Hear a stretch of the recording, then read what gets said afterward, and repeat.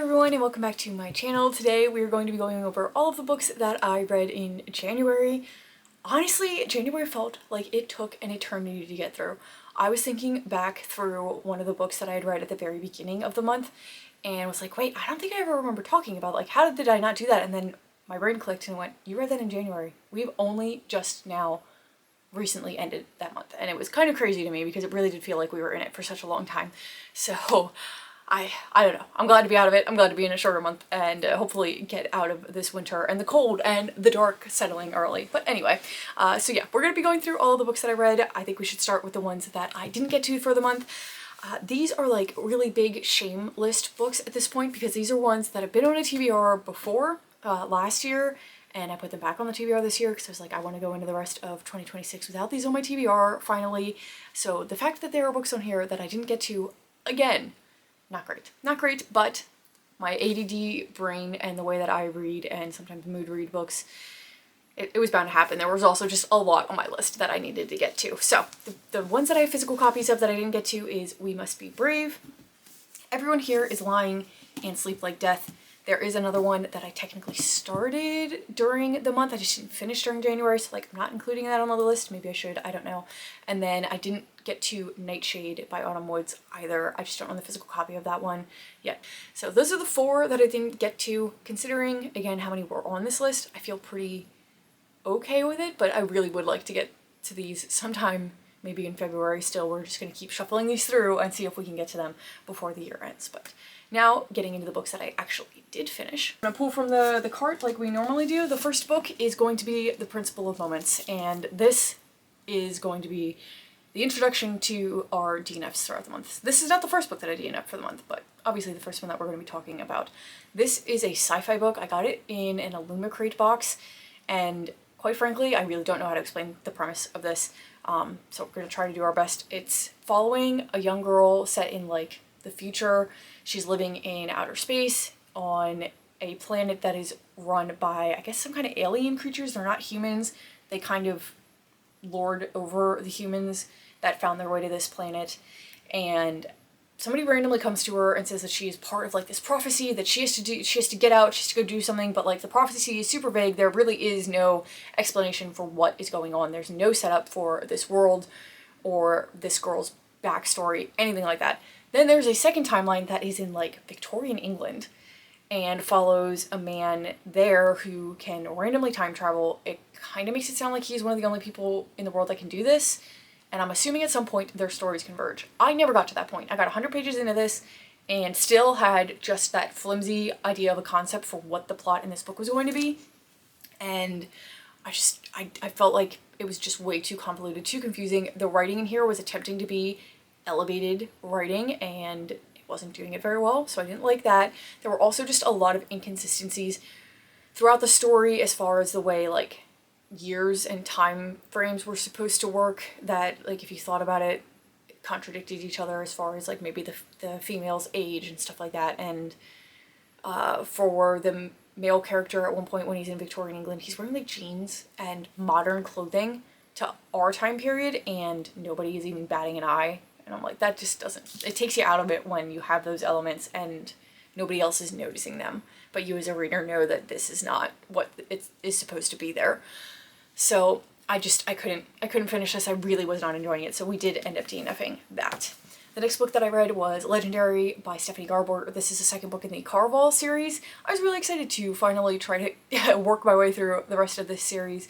I think I enjoyed Caraval more. This was still like a 3-star read, but I did enjoy the games aspect of Caraval. This one felt like it didn't quite have the same element to it, which I guess is a good thing, but, like, it sort of said it was supposed to still have a games element, and I didn't feel like we got that. But I did enjoy getting back into Stephanie Garber's, like, very lyrical, whimsical writing style. Her books are so fun to read. Yes, the prose can sometimes be, like, a little over the top and unnecessary, but I don't think it's done in an annoying way to me. I enjoy that sometimes, and this one was just fun. It reminds you of reading a fairy tale, which is the aspect of it that I enjoy and have enjoyed about her other books as well.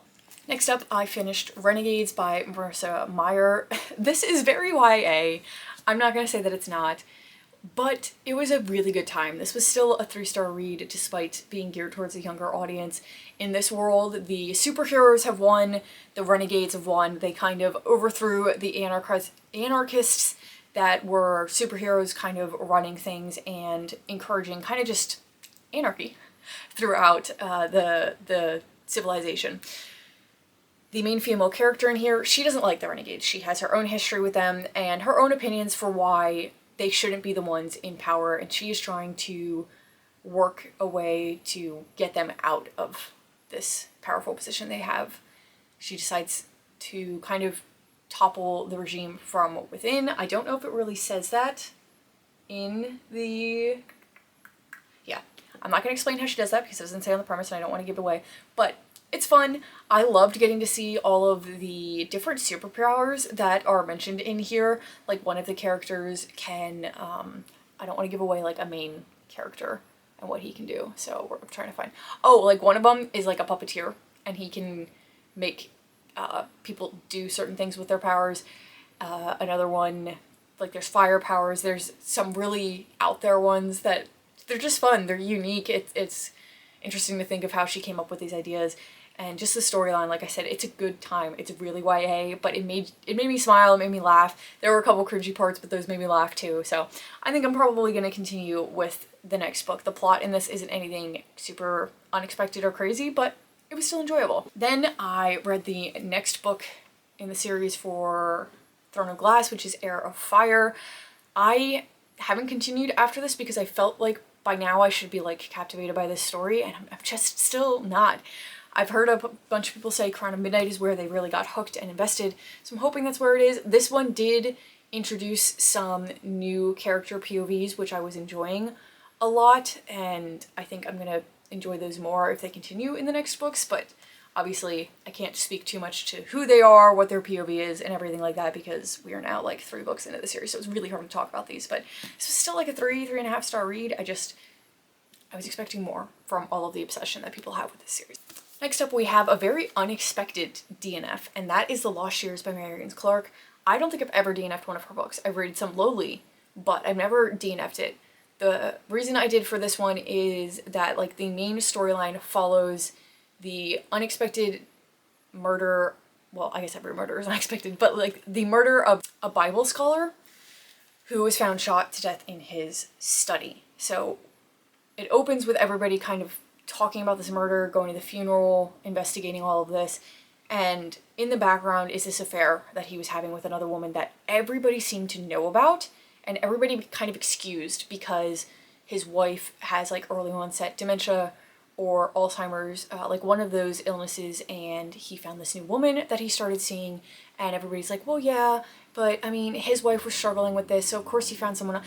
And like, it just seemed like everybody was making excuses for it, and it was never a problem, and they talked about it so much, even in the first like 50 pages that I got through, that I went, I can't do this. Like, I just can't. I didn't like the blasé attitude that was being taken towards this affair, and I really felt like that was heavily affecting the plot for me. Maybe it shouldn't have been. Maybe I should have been able to like remove myself from that, because I've read books where there's a cheating trope, but it's handled differently than the way this was being handled, and I don't know, I couldn't do it this time, so I did end up DNFing that one. Then to start another series, yet another series, we have Shadow and Bone.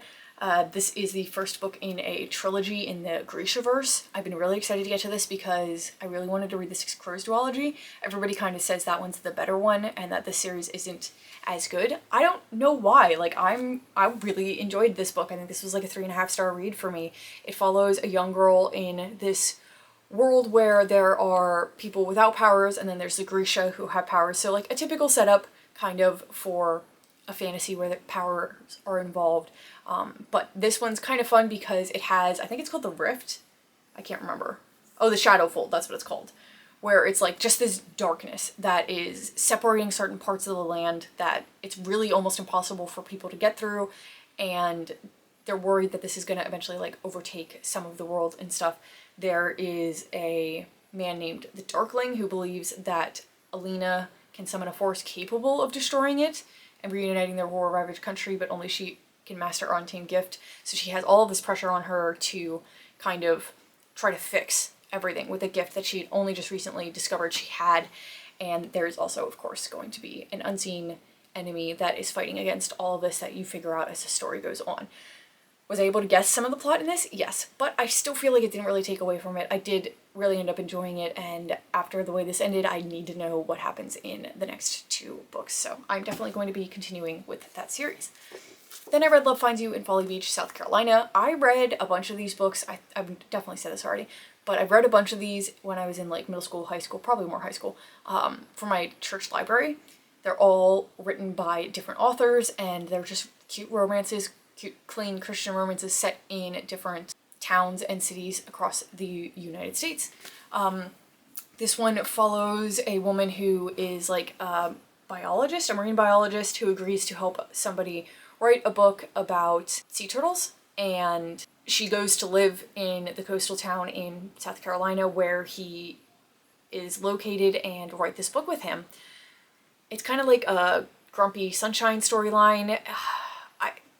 I don't know, I wanted to like this more than I did. I can see why in like high school I really enjoyed it, but now looking at it with like more of a lens of romance books and everything, there's just not a lot of development in here, character development in their love story. Like, they definitely sort of fall for each other very quickly in a way that just doesn't make sense, and I just didn't enjoy that aspect of it, so lacked a lot of depth for me. So this was a 2-star read, unfortunately, which I wasn't expecting. I was hoping I was going to feel very nostalgic reading that, but you know, what can you do? Okay, moving into my 3rd DNF of the month, which is not great. Obviously, we're seeing a trend in some of the books that I picked. We have Blink by Ted Dekker. This is set in the Middle East and follows some Arabic families, some Muslim families, and I felt like the way that this opened up, I only made it like 20 pages into this, complete caveat here, was very harmful to that community, to that religion. It just felt like there were a lot of negative stereotypes being expressed in this book, and I didn't really like the way that things were being handled. I think as a white author, he was trying to touch on topics and lifestyles and cultures that he didn't know a lot about and wasn't handling it in a respectful and I think accurate way. He decided to put in some very extreme branches of the Muslim faith in here, and while there's a chance that those do exist and he's portraying them accurately, I just don't think as a white author he should be trying to delve into what I think is a sensitive topic for that culture and that religion. Maybe I have the wrong view on it. I feel like that should be left to people that can actually speak to it, have lived through it, have existed alongside of it, and then it can come across as more accurate and not just picking up the typical, like I said, harmful stereotypes that maybe people in other cultures have about that religion. So that was the reason that I decided to DNF that one. Maybe I don't have the right outlook on it, but that's kind of the way that I looked at reading that and the handling of that. I know that was super vague, but I don't really want to talk about what he said happened in this video because I think YouTube would flag it. So anyway, moving on, we have November Road. This was a very weird book. It was set in the aftermath of JFK's assassination, and it follows sort of like a mobster who is trying to extricate himself from the life that he is currently in, because if he doesn't, he's probably going to end up dead. And then also a mother who is also trying to extricate herself from the life that she's currently in with her 2 children because she has had enough of her alcoholic husband and the just little to nothing that he gives in her life.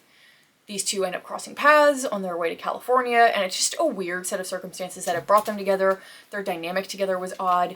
I just felt like this book didn't really know what it wanted to accomplish, what it wanted to be, and it felt very lackluster with the way that it ended. So I only gave this like 2 stars. I wasn't super impressed with that one at all. Then we have one that was a huge disappointment to me, and that is The Second Death of Locke. Quite frankly, I almost DNF'd this. I decided not to because at that point I had 3 DNFs already in the month, and I didn't want a 4th one. Ironically enough. Spoiler, there's going to be a 4th one. It just wasn't this. So this ended up being a 2-star read because I did push through and I was hoping that I would end up enjoying it. The premise of this sounds really unique. It's in a world where magic exists, but there are wells and then there are mages, and they have to work in tandem together. The mages can harness the power and use it as magic, but the wells are the ones that sort of provide this magic. And they have a tether together. One can't really function and work without the other.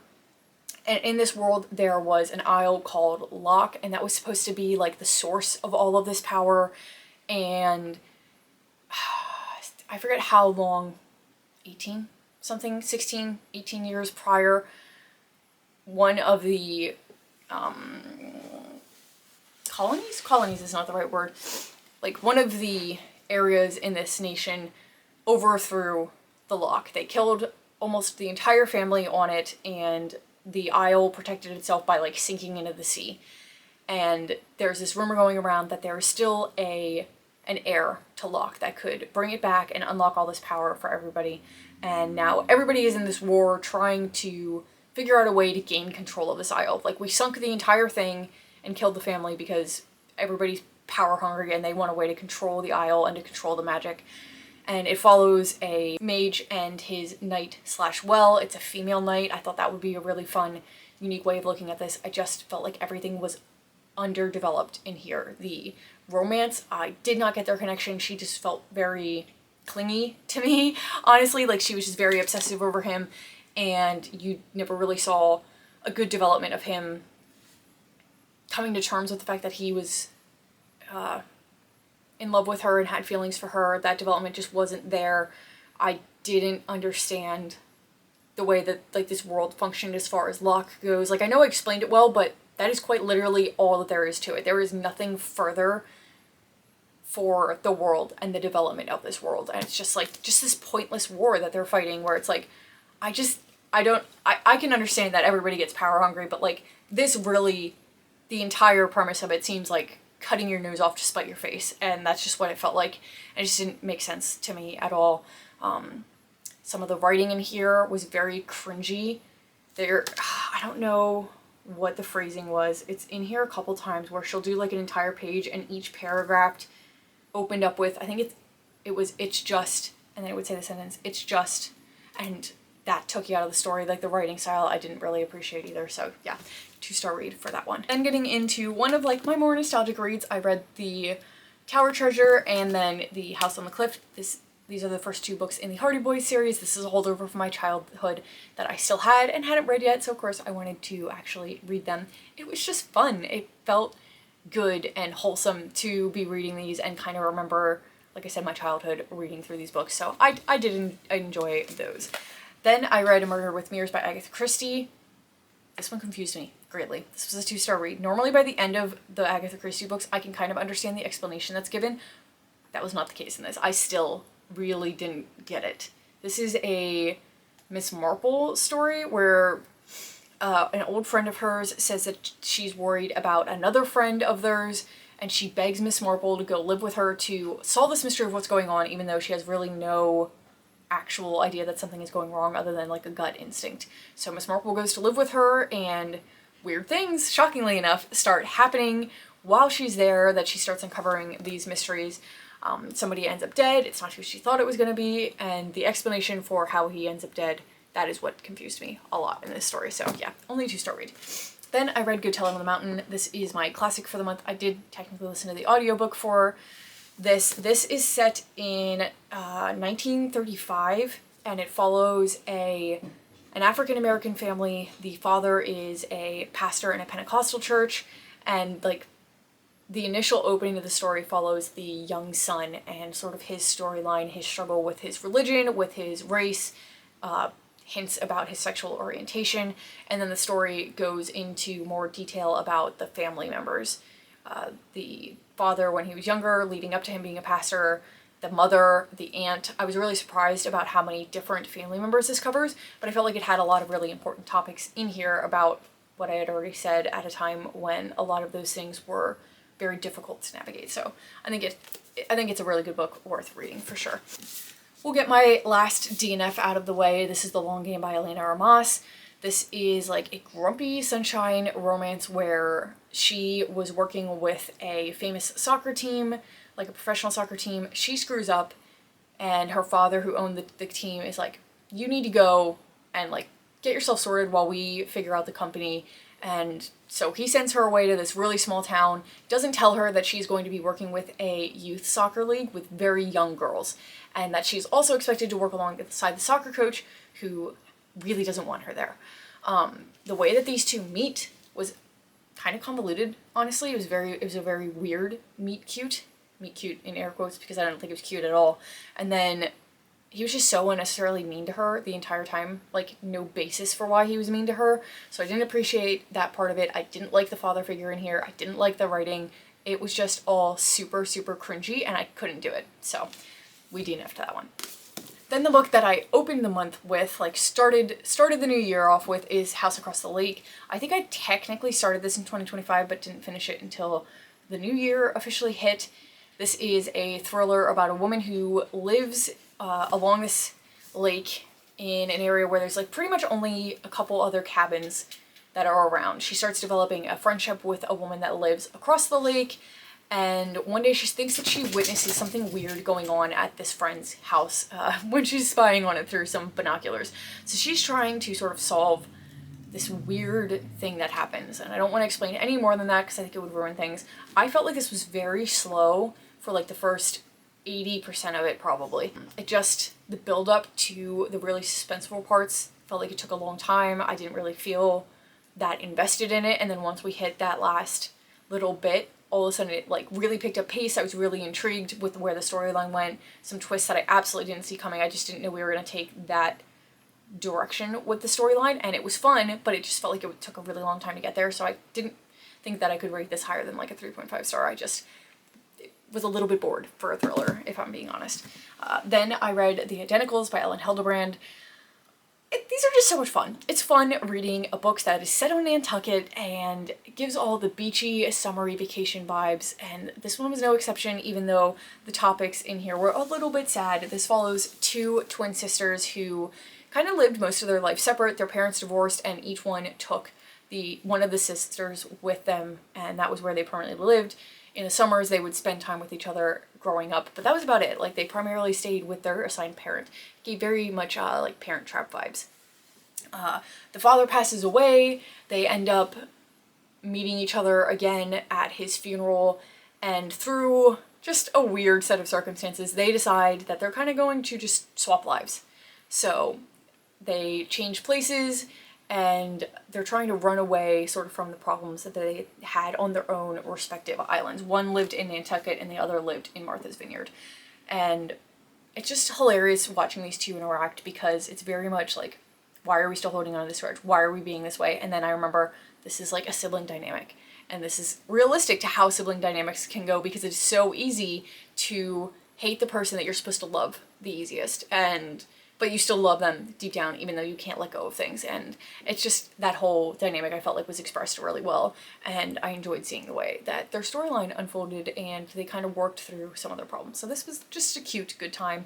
Like I said, a little sad at parts, a little bit frustrating at parts, but overall, I think a good depiction of family relationships. So this was a 3-star read. Then the last of my physical books, I won't go into too much detail for, because I do have a reading vlog for this. I finally read some of like the essential dark academia books. I read If We Were Villains. This one is very Shakespeare heavy. Everybody says that. Everybody is accurate in this. I can see how some people would definitely say these are maybe like insufferable characters. I thought it was kind of fun. I liked seeing how they got so immersed in the Shakespeare world that it kind of took over some of their own lives. This was like a 3.5-star read. Then I read In My Dreams I Hold a Knife. I adored this one. This one was a 5-star read. I just loved seeing this group of adults go back to the college where they had graduated from like a decade prior, and try to confront some of the demons that they had there from an unsolved murder, the toxicity of this group, the way that like college life just felt like the end of everything for them. So it was so encapsulating, and like just all that they could focus on. They never really saw a life outside of college. It was like that was their moment, and that was where everything was going to be perfect for them. I really liked that aspect of it. The mystery, I felt like that unraveled really well. So yeah, this was a great 5-star read. And then the last one was The Secret History by Donna Tartt. I did not like this. This was a 2-star read. I just don't understand why everybody's obsessed with this. I thought it was going one way with the plot line, and it didn't, and I think that could have been a much more interesting way to portray this. I thought these characters were very insufferable, had absolutely no remorse for any of their actions, tried to justify some of their actions, and it felt very much like the main catalyst in this event in this story happened so early on, and then we really didn't get much of anything the rest of the book. It was kind of like Crime and Punishment vibes, where it was like, you know, very early on in the story that he commits a terrible crime, and the rest of the book, the punishment for him is just agonizing over this and all the guilt, and it just rolls on and on and on. That's what this felt like, except no guilt, because they didn't seem to have that aspect in their life. So yeah, that was a 2-star read. So those are all the books that I read physically. I did end up reading some on my Kindle, so we're gonna pull that list up really quickly. A lot of them are actually from the same series. So I read through the rest of the Eden series, which was on my 25 and 2025 TBR, so we finally got to some of those. The first one that I read was Garnet Flats. This is about Talia Eden, and it's kind of like a second chance romance where this guy from her past moves into town, is determined to fix the relationship that they used to have. This was a 2-star read. I didn't really like this. He raised a lot of red flags for me. The whole reason why their relationship fell apart in the first place, I did not appreciate. I was like, there were so many other ways that we could have handled this, and like, this is how you choose to do this. Didn't like it. And then of course it kind of reared its head again later on in the book. I rolled my eyes so hard that my dad actually noticed me doing it while I was reading, because I was down in Florida with my family when I was reading through this, and if my dad can notice that visceral overreaction to me reading, it says something. So yeah, that wasn't great. Then I obviously continued. The next book in the story is Jasper Vale. This follows Eloise Eden. She is kind of like running the inn there. She ends up getting married in Las Vegas. It's like a one-night thing when she's drunk. She knew this guy already, so at least she had that going. But like, it's this marriage that probably shouldn't have happened when she's trying to convince her family that she's a responsible adult. They decide to stay married because it has some benefits for Jasper, her new husband. So they agree to like this fake marriage and everything. This one wasn't bad. This was like a 3-star read. I felt like the romance was a little bit underdeveloped in here, but it was still cute, and I enjoyed it a lot more than the second one. It was just very middle for me as far as the series and a romance book goes. The 5th book in the series is Crimson River. This one follows Lila Eden. She owns the cafe in town, and she's really struggling because she feels like a lot of her siblings have found their person in life, figured out where they want to go, and she hasn't, and that really bothers her. One day she goes out hiking on a trail. She's attacked by this man on the trail, and following that event, he's not a private investigator, but a man comes into town that is trying to track down the guy who attacked her. And they're sort of working together to find this man now. I don't know about this one. This was another 3-star read where the romance kind of just felt in the middle to me, where like I wasn't overwhelmed with their relationship or the dynamic that the two of them had. I did feel like at this point in the series, some of the main male characters really just did things that bothered me as we got through the books. So just little things where I'm like, I'm not sure that I like you that much, like you, I don't know. So yeah, I didn't appreciate this one as much as some of the others. The last full-length book in the series is Sable Peak. This one follows a female character that is introduced in book 5 that is not part of the family, and Mateo, which is the brother in the family that like is introduced every once in a while but isn't really there all that often because he was away working as a pilot in Alaska. This one was a 2.5-star read. I didn't really appreciate that most of it was in the point of view of the girl from the 5th book, just because like you didn't get a lot of Mateo's point of view. She was very obsessive in her affection and her attraction to Mateo. It just got really weird and didn't feel like, it felt like a childhood crush, not an adult woman having these feelings. And some of that I guess is supposed to be because of like her upbringing, which I don't want to explain because that gives things away. But I still didn't feel like it was very well done. And then by the end of it, Mateo was very controlling in a way that the author was trying to make sound cute, but wasn't coming across as cute to me. Like, he grabbed her stuff out of her apartment and just moved her into his and was like, you're moving in with me now. And did things like that where it was like he was telling her what was going to happen in the relationship in a way, like I said, that was meant to be cute, but was just coming off as controlling, and I didn't appreciate that at all. So a huge red flag for me with his character. And then I think that, yeah, like I said, that was it for the full-length books in that series. I did also read one of the novellas oh, The Edens, A Legacy Story.